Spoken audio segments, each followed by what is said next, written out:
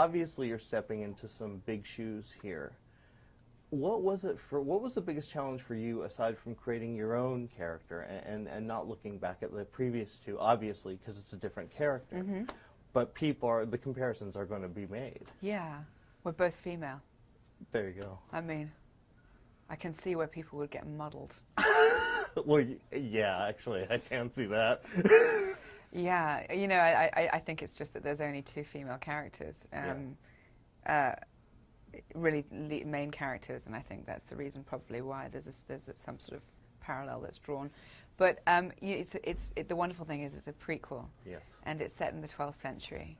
So you know, I have this incredible woman who's a warrior and also a very passionate vampire as well. Yes. So I think that the fact that she's so physical and so much of her own woman, and also the daughter of Bill Nye, automatically gave this woman vampire so many different shades that I had to fulfill, and so many different levels of, I suppose, dynamics that I had to meet, which, you know, really kind of set me on course and had me focusing on all of that stuff, and really much more so.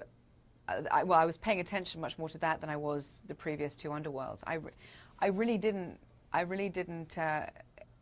adhere to them at all, to tell you the truth, because the whole point is that it's just set in such a different time period that if I was to have paid any attention to the other two, I would have actually been a little bit trapped and locked in. So I did my homework. I hadn't seen the other two until I was asked to get involved. And then I really wanted to see what Bill Nye had done, just because playing his daughter, I wanted to give him a little nod here or there, and have some similarities or a few little things that kept us connected as father and daughter. But oh, that's nice. Yeah. So you're kind of more connected with his character in watching the films. You know, it's that really funny thing where you're like your parent, but you do everything to be, you know, the antithesis of them. Yeah. And well, and you can't avoid sometimes being like them, no matter how hard you try. It's impossible. Yeah. I'm a full, firm believer in genetic imprints. And you spend your whole life trying to untrain yourself or rewire yourself to, you know, take the best of them and leave the worst, right? Exactly. But I think in the kind of growth process, the flux or whatever you want to call it, along the way, there's probably a little bit of a struggle. And, you know, it's not that she's trying to be a rebel or anything like that. I just think she's very much her own person. And while he's this, you know, anyone who knows the character of Victor, played by the wonderful Bill Nye, he's amazing. You know, you know, he's a hard man. Yeah. You know, and his decision making is pretty clear and cold.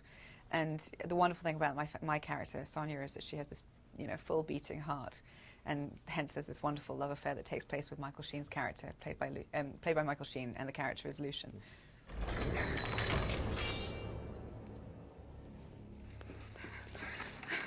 We have to go now.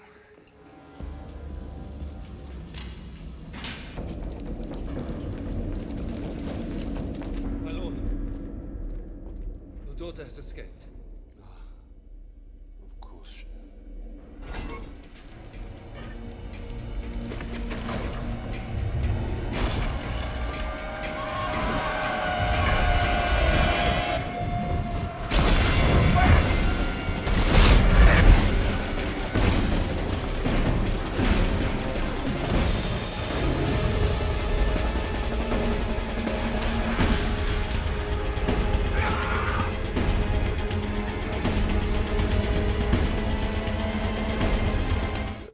Doomsday, you really worked hard, and you put in the physical into that film. You worked hard to make that real and make the action.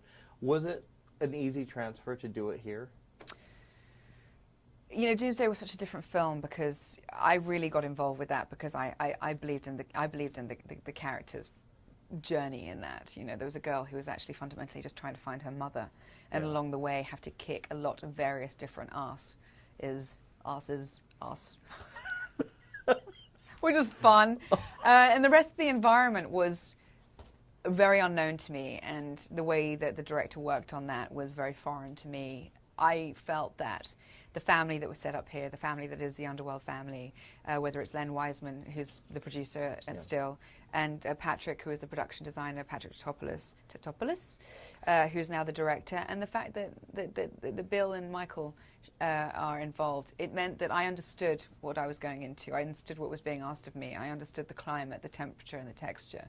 And I wasn't going into it sort of blind like I was in Underworld, in Doomsday, where I really had to just define this character by myself. It was a very solo journey. It was very isolating, and there was very little on the page. And so I really felt like I was really fumbling through that just to try to be authentic and try to figure out what this female might be like. But I was pretty much on my own on this. This was an ensemble. It was fully supported.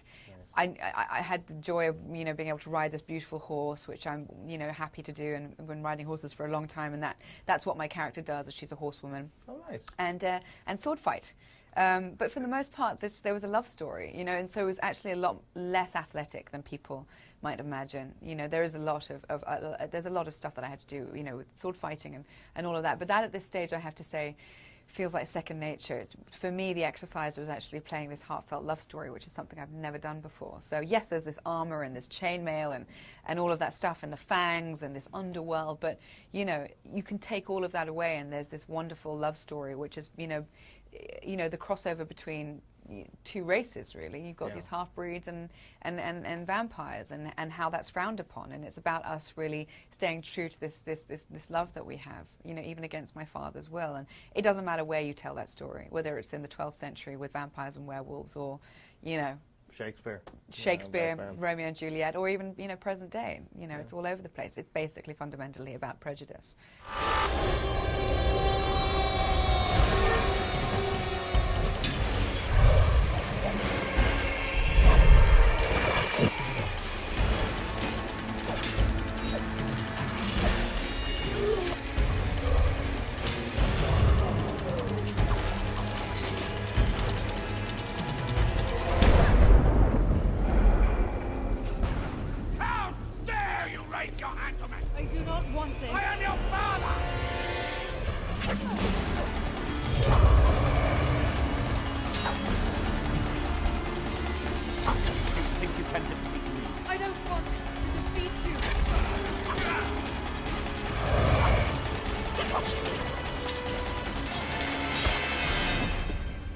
I saw an interview where you're saying, yeah, I'd like to play Catwoman. I just found that hilarious that became a rumor that you were up for the role of Catwoman. Yeah. How did that happen? I don't know.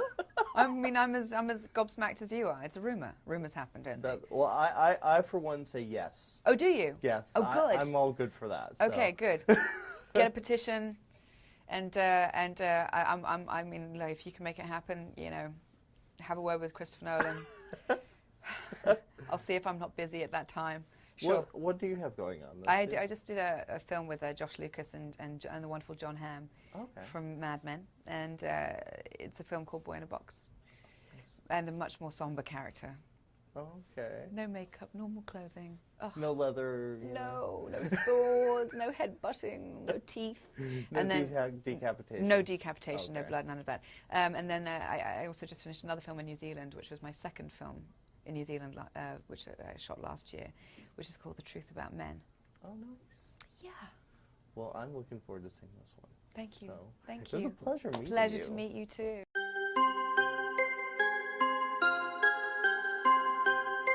You are coming into a world. Selene is the main chick. Now you're a daughter. You're Selene's daughter. What was that like? How did you get the role? How was the process? Oh, it was great. I mean, there's a long story of how I got the role. Allow me to bore you.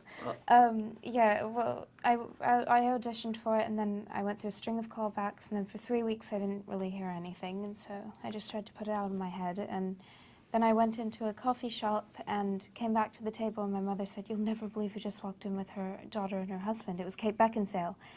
And so it was really ironic. And so Len Wiseman came over to the table and said, "Did you recently audition for Underworld?" And I said, "Yeah, actually I did." And he said, "Well, we just saw your tape and we loved it."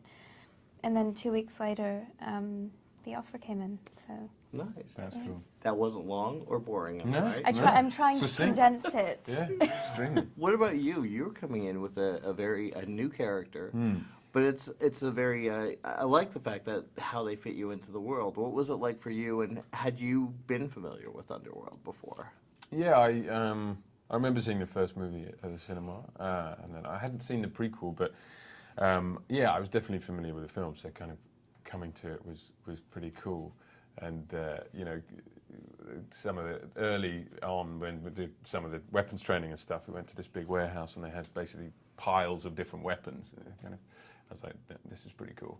What did you like to work with? Well, they had a few things. They had these special knives that he has. He has like a knuckle knife, which has special these prongs that kind of that come out, and that was based on a kind of Filipino style of knife fighting, which is quite cool. Oh, nice. But then he uses other stuff really. But what was good is that they kind of took me through various different things and then kind of figured out how exactly I would fight naturally, if you know what I mean. I use kind of what I do naturally to incorporate into how David would be physically.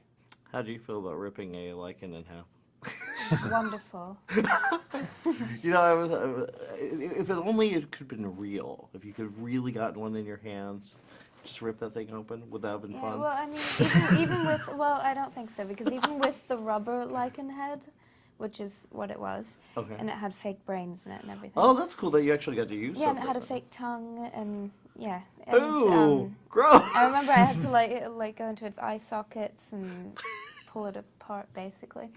But then it was funny, you'd let go and it would like bounce back. Oh, neat! It's like those dolls that you pull it and the eyes pop out and the ears pop out.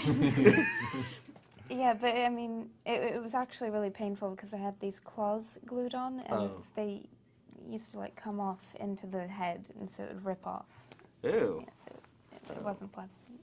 Now, the directors are new to the franchise. What was it like for you? Obviously, you are too, but did you feel that they took it on and they were really into what obviously Len started? Yeah, they were definitely dedicated. They were really like in sync with each other and passionate. And they had very coherent stylistic vision, which you know, obviously they have to keep some cohesion with the other films, obviously, but then they had their own stamp. But it kind of worked quite well, actually, the fact that there was two of them, because at first you think, how is this going to work? But in actual fact, they're so in tune with one another that it was quite a cool process. Yeah. Now, there's definitely room to go further with the story. And is this something that you guys could see yourself doing, even in the future, going back to the Underworld? Yeah, potentially. I suppose it all pins on how it goes down. You know, how things pan out. But there's so much. There's always flashbacks. So yeah, there's a lot of scope with these stories, isn't there? It's such a rich mythology. Yeah, and you're like a new Buffy now. Buffy the hybrid. Yeah, a much less attractive version of Buffy. Oh, stop. Oh, stop. You were awesome. You were both good. It was a lot of fun to watch you guys, the fresh blood, obviously, working with Selene. How was it working with her? It was great. It was really great fun. Yeah, no, she You have more. it was cool. She enjoyed mocking one another, and because you want to kind of have fun in between takes because it's quite a serious film. So yeah, quite a lot of jokes, which is good.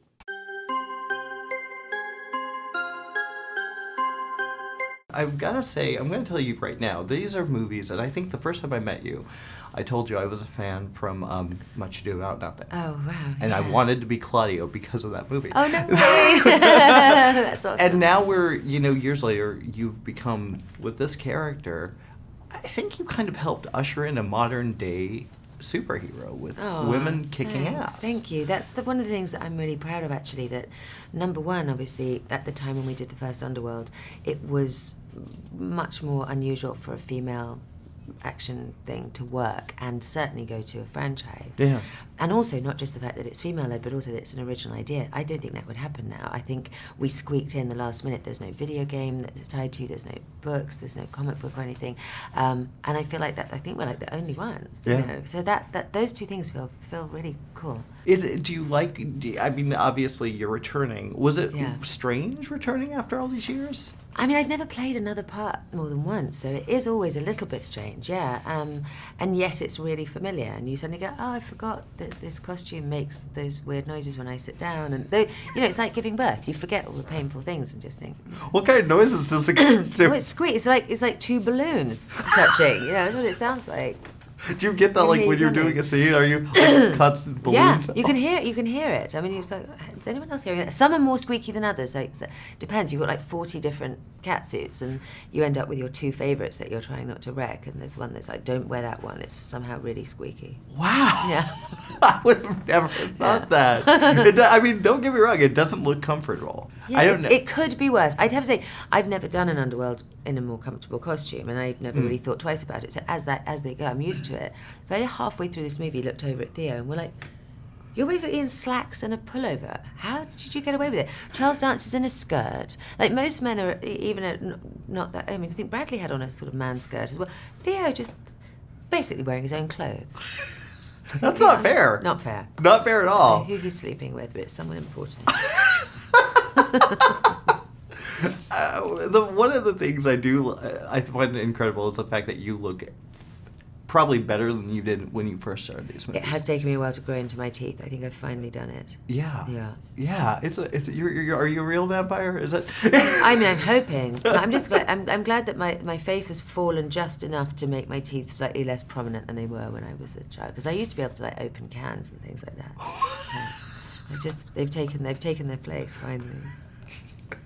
You've had a really interesting year. You've had this, and then you've had Love and Friendship. Yeah. What a beautiful movie. I love that movie. Yeah. It's really good. Yeah, and that's a little bit more my actual natural comfort zone and sensibility, and I love the fact that it's comedy, which I'm really passionate about. And it's fun. It's been a weird thing for me over the last decade or so, being associated with the thing that's the biggest stretch. Yeah. So it's been quite nice this year to have both things showing. You know, it's been quite nice. Do you think playing Selene has kind of made it difficult to get to other types of more serious roles? I mean, no, I mean, you know, it depends. I mean, I've been doing, obviously, in between Underworlds, I do 13 or 14 independents, 12 of which most people don't see or haven't heard of. But yeah, I think the thing was when I first did Underworld, it was people were kind of like, well, she's very fragile, she does a lot of classical literary stuff, you know. And the minute I did Underworld, they were like, well, she's a little bit frightening and mainly has machine guns. So it just sort of depends on what the last movie is people saw you do, I think. So you've been in a couple of franchises people have heard of. What do you like the most about taking on this character and playing in this world? I guess it's the only thing I've done in a fun way where you're playing a character that has kind of superhuman abilities. So that's kind of, if you're in an action film, then you get to kind of do things that you don't normally get to do. You know, so you're pushing what you normally do in an action sequence kind of 40% more than you normally would. So that's kind of cool. Yeah, they really go batshit crazy with this one. Yeah, they ramped it up definitely. How has it changed? I mean, you know, this is your second one. Yeah. What brought you back, and why? What was it? Was it a story? Was it working with Kate again? What brought you back to this world? I think you know, Kate is the kind of compass of the franchise. So it's very easy working with her. She you know, she's obviously the fans love her, but she makes it very easy because she takes everything with a pinch of salt. But she also makes it fun, and I think, you know, these films should be seen for what they are, as fun entertainment where you can kind of switch off for 2 hours, and to kind of think of it, if anything else, would be problematic. I think if you embrace what it is, then it's a really fun time to have. Yeah, like big goofy action popcorn movies. Exactly, popcorn movies. Exactly. Yeah. Exactly. I was watching and I kept thinking, well, I really think I like it because it sounds smarter than it actually is. Because people actually said, maybe it's the British thing, I don't know. I think that's very true. Right? Yeah, I think it's very true. Because you see a lot of movies like this and it's like, no, it's pure crap, and it's just. But these ones are just awesome because of that. Yeah. Right? Yeah, they elevated it with accents. Yes, It's that's true. why it works. It's true. I think that's definitely true. Yeah, you put an English accent in there, somehow it sounds less dumb, which is ironic because it's not. But yeah, no, I think, and you know, the old favourites are back. Dave's dad's back. Mm-hmm. Yeah. Charles Dance, he's a British stalwart, isn't he? So it makes it very easy and very fun. Yeah, I mean, there's a level of talent here that you don't see in these types of movies. Yeah, Let's be real here. I can't believe they made 5 of them. It's amazing. Yeah, I know. Incredible. No, there's one scene where you guys, like especially the stuff with the Lycans is really big and like probably a lot of CG going on there. Mm-hmm. What's it like for you to, because you with this and Divergent, you do a lot of that kind of stuff. Do you like dealing with the big CG stuff, or is it easy for you? I wouldn't say I like it. I think sometimes it can be. It doesn't have to be too hard. I think when you're doing large sequences and